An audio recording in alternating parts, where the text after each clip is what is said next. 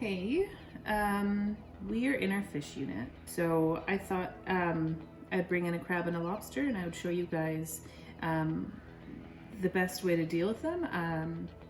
But first we need to kill this guy. How to do this humanely? There's really only a few ways. Lots of people will put it head first into boiling water, but they're still alive for a few seconds, so that's not the most humane. We have to do our best to be humane by this animal. So there's very few things that we get in live. It is always seafood, so mussels and clams and oysters, lobsters and crabs. Those are the sort of things we'll be getting in alive that we have to deal with. So it's really important that when it doesn't matter the animal, the smallest to the biggest, you have to treat it really, really well. So this guy, what I'm going to do to kill him in the most humane way possible is I'll hold on to him and I'll get the knife straight through his brain, so right here, and I'll push it down to make sure he's dead. He's dead instantly when you do that. So it's all done, quick and painless. I'm about to take this guy into the steamer. It was instant, it was fast, I was decisive, there was no suffering. We'll steam up the body now, and then we'll be able to work with him later.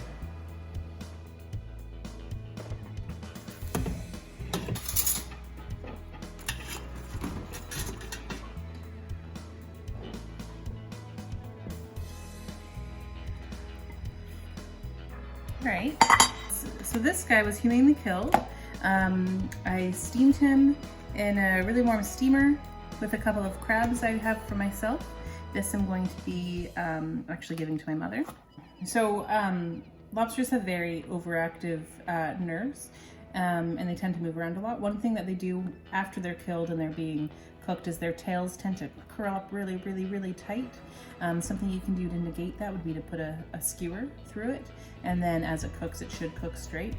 Another thing to note is that lobsters tend to be left-handed and right-handed. They have a dominant hand, and their dominant hand is usually bigger. So this guy is a righty, right? There's lots I can do with this lobster from here.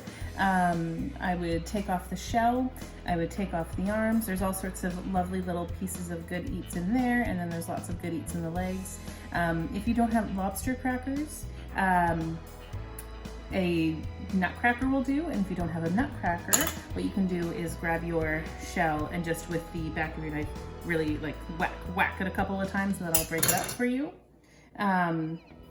Otherwise, they're great in salads, they're great as entrees, they're great butter poached, they're great lots and lots and lots of ways. I'm gonna give this to my mom.